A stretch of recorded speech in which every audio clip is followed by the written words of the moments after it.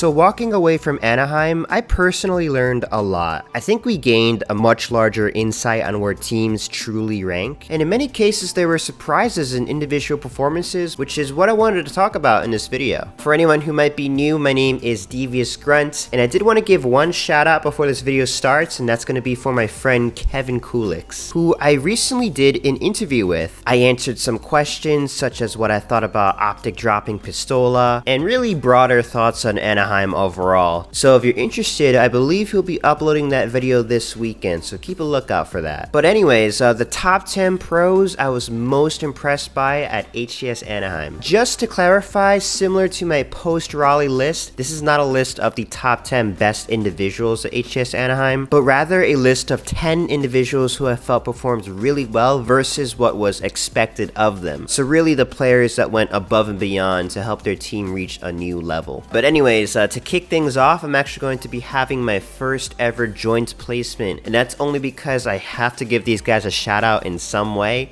and that's going to be both SuperCC and OnBoard. Hands down, the top 2 performers outside of the top 8 this weekend. It's a situation where their placement really doesn't do justice of how well they actually performed. That flank by OnBoard and Space Station Map 5 has to be one of the top plays of the entire weekend, and for how close Fnatic pushed Cloud9, even with how scrappy it may have been, I believe is a testament to the talent of the players on this team, and honestly, I think a lot of pro teams are going to be studying that series to see what gave Cloud9 so much trouble. For number 9, I'm going to be having a player who really proved to me that they have the capability of clutching up, and that's going to be Trippy. Now, Optic as a team, I think exceeded almost everyone's expectations at Anaheim. I was pleasantly surprised of how much really all 4 of their players really stepped up, but when it came down to the definitive moments in games, there were 2 players I was really looking towards to see if they'll clutch up contrary to the past, and Trippy was one of them. And you know, even despite not winning the event, Trippy proved to me that he's capable of making those game-winning plays, and there were multiple times where he took over games just like he did in Halo 5, which for his sake I was so pleased to see.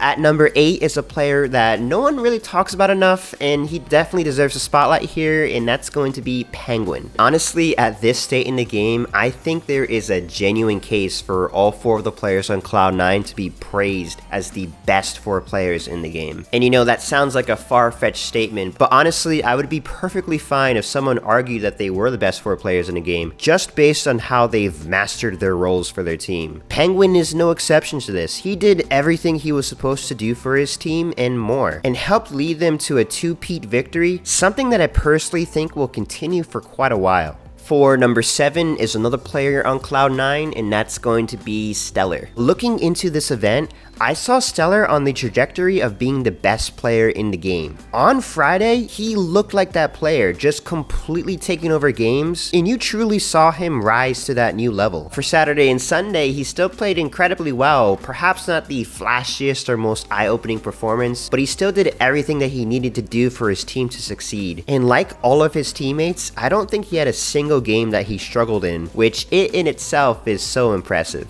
For number 6 is a player that I am so happy he did as well as he did. Personally, one of my favorite players of all time, and that's going to be Ryanoub. The level of play he reached at Anaheim was just insane. You know, normally you would see Ryanoub as that witty playmaker who, for the most part, you would see take on a more objective style role. But for Anaheim, Ryanoub was really doing it all. Not only was he still making those definitive plays to win his team games, but he was completely slaying out right next to Spartan, which to me was honestly so impressive to witness. One of Ryanoub's best traits as a teammate is just his ability to stay alive, to be that annoying player that teams really have to hunt down to kill to make any progression on a map. And he was actually the best at it in Anaheim, having the least deaths overall across the entire competition per game. Not only that, but also being the lead vocal leader on his team, emerging sick with COVID just a week prior. Ryanoub without a doubt was one of the top performers of the entire weekend, and he proved yet again that E United is in fact the real deal.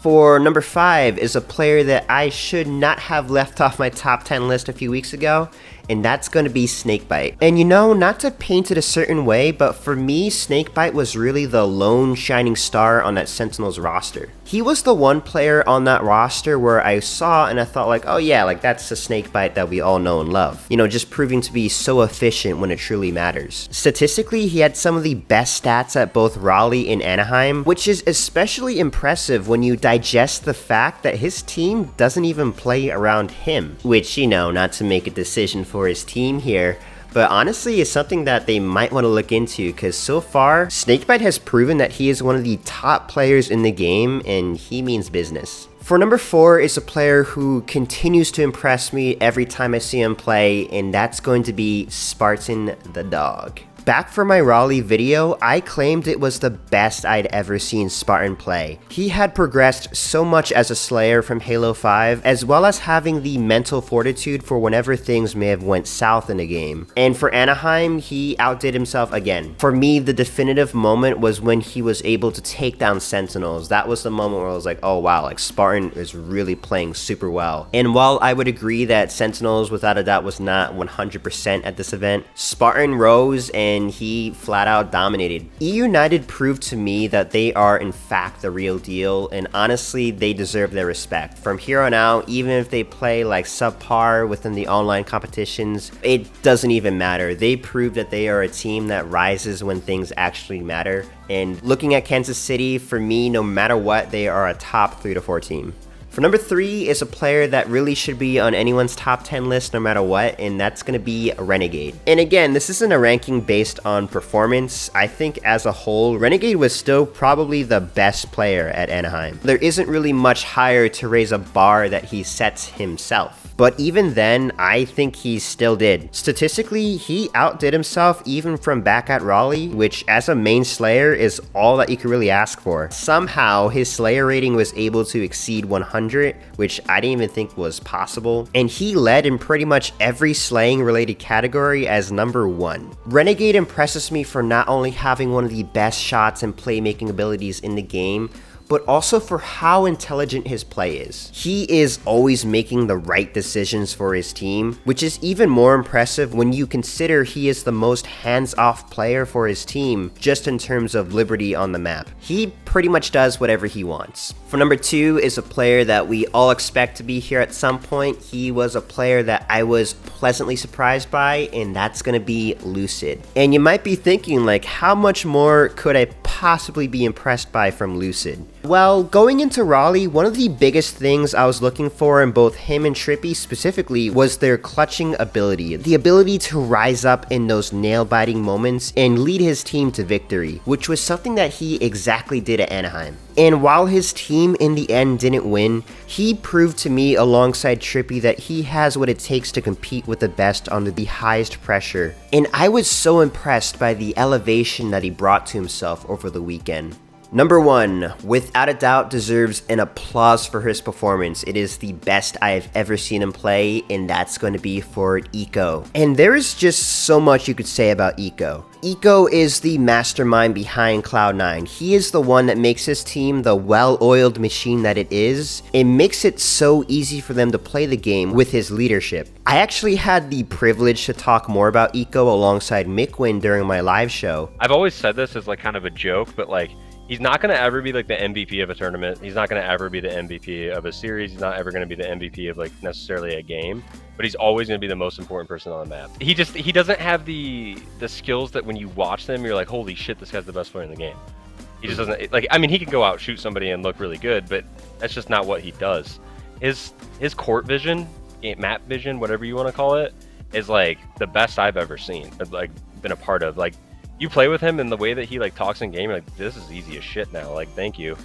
He's like dead or alive in some random spot and I'm doing something and he's like in a fight and you see him get like 2 kills and then he's like telling me what to do while he's getting those kills. And I'm like, what are you like, dude? What are the, how, like, okay, all right, wow. Yes, I'm gonna listen at this point.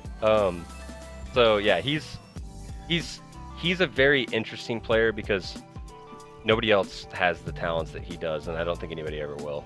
In the end, Ekko has proven to not only be the master of his role, but he's also transcended it and completely slayed out, making some of the biggest clutches I have ever seen him make in competing in general. Without a doubt is my number 1 performer walking away from Anaheim. But anyways, that about does it for this video. If you enjoyed it, please give it a like. We do have quite a bit of time until our next event, so I do have some pretty interesting ideas to fill up the time until then. But until then, I will catch you guys next time.